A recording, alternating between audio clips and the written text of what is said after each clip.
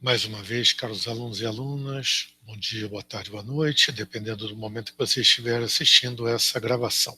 Tá? Vamos dar continuidade ao nosso estudo de História do Brasil, partilhar aqui a minha tela com vocês e hoje apresentaremos, não é isso, dentro da sequência, o governo Vargas, também chamado de segundo governo Vargas. Tá? Vimos aqui a fase do governo Dutra, não é isso? As eleições bastante, né, polarizadas, num certo sentido, contra a candidatura Vargas por setores da UDN de outubro de 1950, e Vargas assume, né, o poder, né, assume o governo em 31 de janeiro de 51. Vamos lembrar uma coisa importante: mandato presidencial, 5 anos. Tá certo? Isso é interessante você perceber. Essas eleições de 1950, elas coincidiram também com eleições para deputados e senadores para o Congresso Nacional, perfeito, que tinham 4 anos de mandato ou 8 anos de mandato, no caso os senadores, com aquela questão 1/3, 2/3 da renovação do Senado. Mas, de qualquer maneira, tá, essas eleições coincidiram. Mas as próximas eleições para o Congresso Nacional seriam em 1954, mas para a presidência da República só em 1955. Então, quando houve a eleição de 50, Vargas venceu, mas o PSD continuava sendo o principal partido, a UDN, o segundo maior partido, e o PTB e o PSP, partidos bem mais fracos do ponto de vista de uma base no Congresso Nacional. Então, Vargas inicia o governo dele tentando uma composição, uma conciliação com outras forças políticas, inclusive a própria UDN. Convidou, né, Oswaldo Aranha, que a essa altura estava na UDN, para ser ministro do seu governo, e aceitou. Uma ala da UDN, evidentemente mais radical, não aceitou. Logo falaremos dela, aquela ligada a Carlos Lacerda, mas não apenas a ele. Perfeito? Então, o grande problema do início do governo é que Vargas fez uma promessa que os trabalhadores subiriam, o povo subiria com ele, né, as escadarias do Palácio do Catete, né. Ao mesmo tempo, a pressão, a expectativa desses setores da população era uma melhoria dos salários, né, uma recuperação do poder de compra dos salários muito deteriorada durante o governo Dutra. Perfeito? Só que quando Vargas assume, o problema das contas públicas é gigantesco. O orçamento federal, né, os gastos do Estado, e havia, como sempre, um forte debate, agora com uma outra nomenclatura, entre ortodoxos e desenvolvimentistas. Vamos pegar essa questão mais conceitual. Tá? Os ortodoxos serão também chamados de monetaristas, aqueles que afirmam que o pior mal de qualquer economia é a inflação, e o principal causador da inflação é o gasto público. Então, o Estado não pode gastar mais do que arrecada. Os desenvolvimentistas, como serão chamados, eles são defensores da tese de que o mal maior de uma economia, principalmente uma economia em processo de tentativa de desenvolvimento, é a questão do desemprego. Certo? Então, o Estado deveria atuar, mesmo que a partir de determinadas situações de déficit público, para gerar, né, a atividade econômica. O mal maior do país seria a paralisação das atividades econômicas. E no debate entre esses dois, havia ainda o componente da Guerra Fria. Perfeito? Conservadores militares ou políticos, que são muito ligados normalmente aos ortodoxos no campo econômico, em termos de defesa do projeto econômico, tudo bem? Eles são profundamente anticomunistas, identificam o comunismo em toda e qualquer ação que vá contra a sua visão de mundo. Perfeito? Porque a Guerra Fria, naquele momento, era, né, o que estava disseminado nas relações internacionais e aqui dentro do Brasil. Já os nacionalistas, também chamados de desenvolvimentistas, eles não viam o comunismo como o mal maior, mas viam o subdesenvolvimento como o mal maior. Não eram necessariamente comunistas, mas muitas vezes eram vistos como tal, porque, entre outras questões, ao serem nacionalistas, portanto, se colocavam, de alguma maneira, pela restrição à entrada de capital estrangeiro, pela limitação à entrada do capital estrangeiro. Então vocês veem que é um debate político muito contaminado por diversas questões que vão dificultar essa conciliação. No primeiro momento, o governo Vargas, através do seu ministro Horácio Laffer, elaborou um plano cujo nome oficial é Plano de Reaparelhamento Econômico, mais conhecido como Plano Laffer. A ideia era exatamente atrair investimentos para superar os tais gargalos da economia nacional que tinham sido identificados, né, alguns deles no período anterior do Plano Salt do governo Dutra. Era um plano diferente do Plano Salt, mas que, num sentido geral, tinha o mesmo objetivo, a superação do subdesenvolvimento, a tentativa de atrair capitais, tanto externos quanto privados. Tá?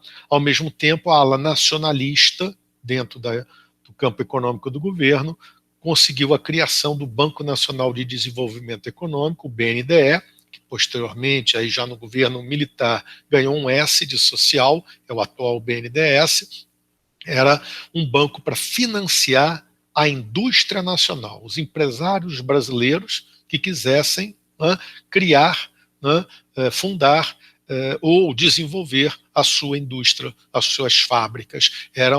Esse organismo financiava a juros muito baixos, juros subsidiados, esses projetos de empresários nacionais do capital privado nacional. As Forças Armadas, nesse momento, estão muito impregnadas, já vinham, né, desde muito tempo, no mínimo desde o tenentismo, para não falar anteriormente, articulados na luta político-partidária. E a polarização conservadores nacionalistas também se fazia, né, no campo militar. A campanha do Petróleo é Nosso tinha feito com que diversos militares, o principal deles, o mais importante, o general Horta Barbosa, que era do Conselho Nacional do Petróleo, liderasse essa campanha, a campanha por uma empresa estatal de petróleo no Brasil, um monopólio estatal, que deu origem à Petrobras. Foi um movimento de massas muito importante no Brasil naqueles anos. E a Guerra da Coreia também foi um fator de divisão.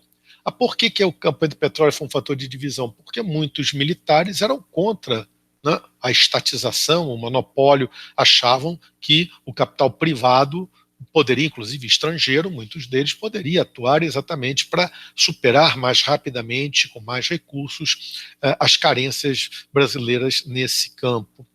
A Guerra da Coreia também foi um fator de divisão, porque enquanto os nacionalistas eram contra o envio de tropas brasileiras para a Coreia, os conservadores eram a favor, isso no meio militar, porque o governo norte-americano pressionava governos em várias partes do mundo para enviar militares para compor a força da ONU sob liderança norte-americana.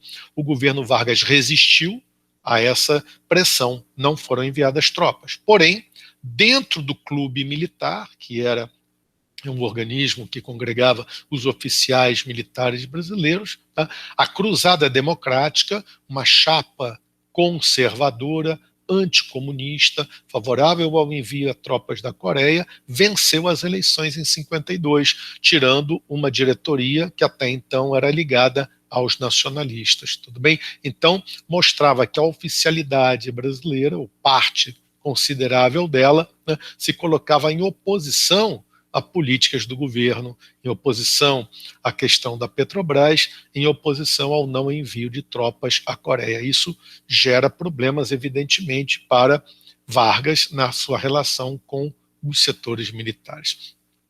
O projeto varguista se baseava em 3 aspectos: o nacionalismo, o desenvolvimento, que alguns vão chamar de desenvolvimentismo, e distributivismo, entendido como necessidade de distribuir melhor a renda nacional, tá certo? Uma melhor distribuição da renda como um fator para aumentar o mercado interno e, portanto, proporcionar a possibilidade da ruptura com o subdesenvolvimento. Tá?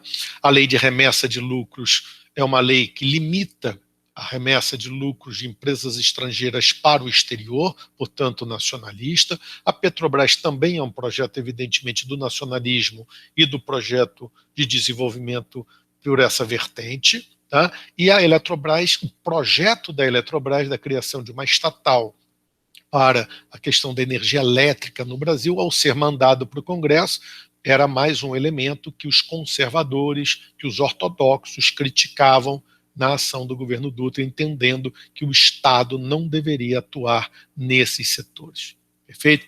Por outro lado, enquanto todas essas questões ocorriam, a situação das classes populares, e particularmente dos trabalhadores, continuava muito ruim.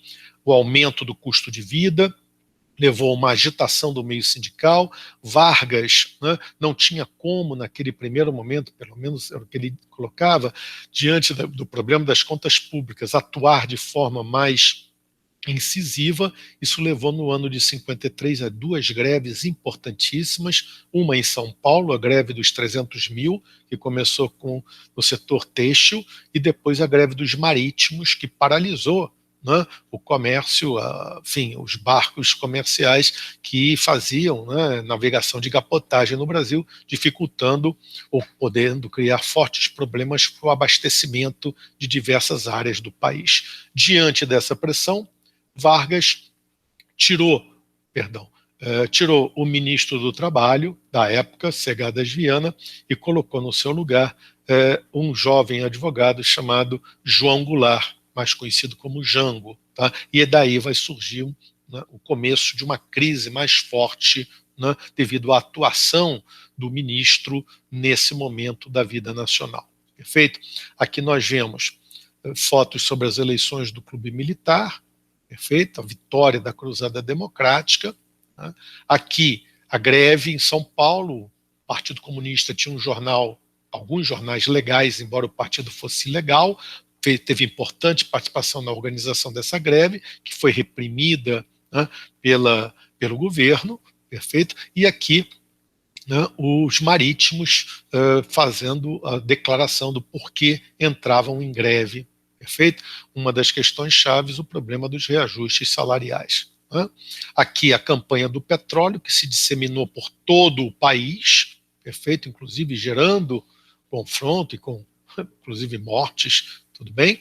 Aqui Vargas assinando a lei, o decreto de criação da Petrobras, a lei 2004, de 3 de outubro de 1953. Tá? Nós estudaremos na nossa próxima aula, tá, a crise política que gerou o suicídio de Getúlio Vargas e, a partir daí, as consequências para a política brasileira.